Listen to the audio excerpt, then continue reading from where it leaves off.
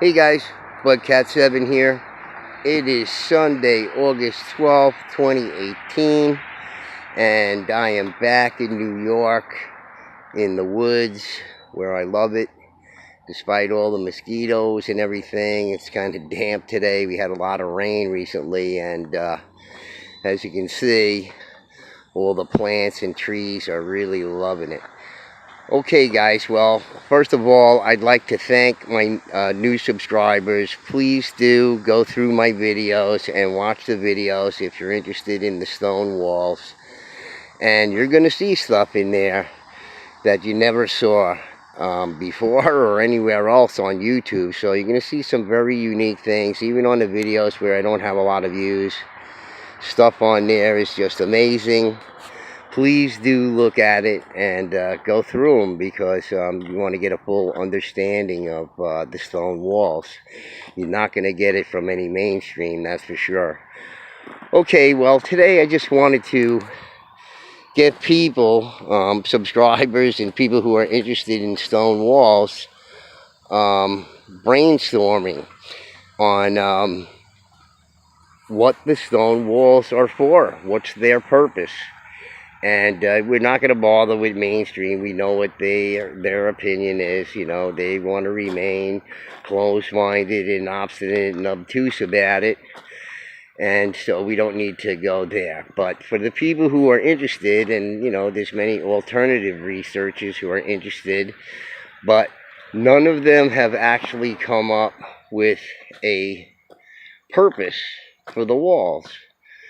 So we want to take a look at that, and I think in order to really get a perspective on, you know, what I think they're about,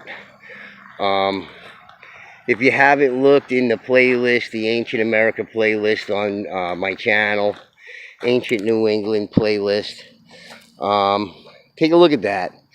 Because one of the videos in there is John Jensen, and if you don't know anything about John Jensen does research on ancient canals and other sort of structures, artificial harbors, etc., etc. And, you know, I have one video in a playlist there. But you can certainly go on YouTube and look it up yourself. Just put in John Jensen, Ancient Canals, and you'll come up with a number of videos. So look at that, and I want you to keep that in mind, because John Jensen says that many of these canals and ancient harbors are, you know, 8,000 years old or better. So you have to think about that, because, you know, when he puts a dollar figure on some of these things, we're talking about, you know, literally like billions of dollars, you know, if you want to add all the projects up between the artificial canals, artificial harbors. And the reason why I want you to concentrate on that is because I think the walls show a very high level of organization. And I mean, I think that's what it's really about.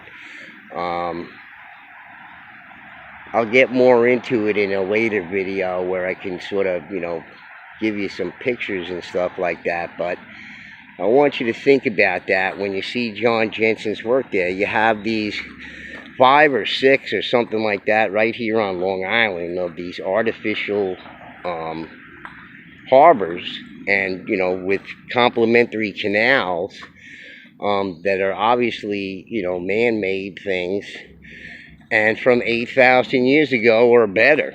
So, I mean, if you're in the alternative community, you're probably already thinking that, you know, North America, South America was visited by all different kinds of cultures through the spans of time, and, you know, with Christopher Columbus and Amerigo Vespucci and all this stuff, the Chinese, it doesn't matter. They didn't discover anything.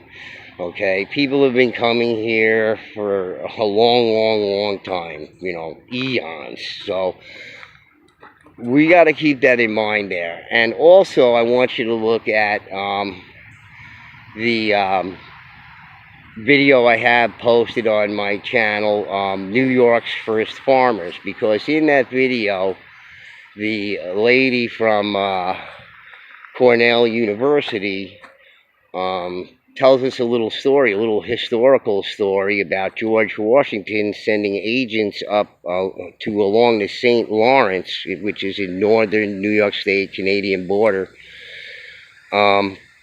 to destroy these farms, these 500-acre farms that the Native Americans had going on up there during the Revolutionary War to supply the British with food.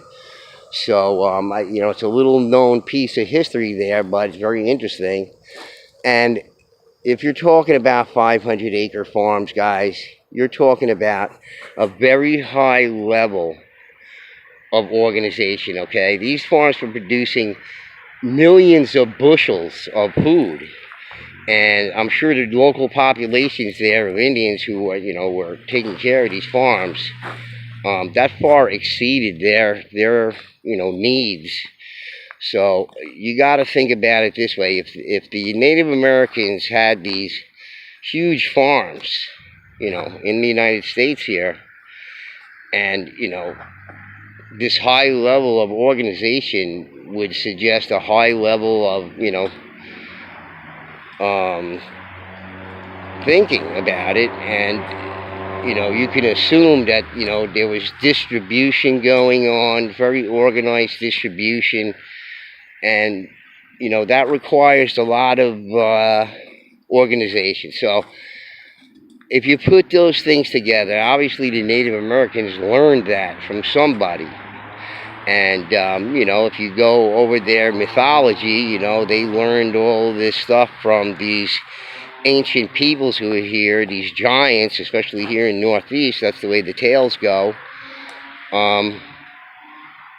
So, keep that in mind. And lastly, if you want to put those two things together, John Jensen's work with the artificial canals and artificial harbors, we're talking about 3,000 foot, 2,000 foot artificial harbors here on Long Island, which I think was just,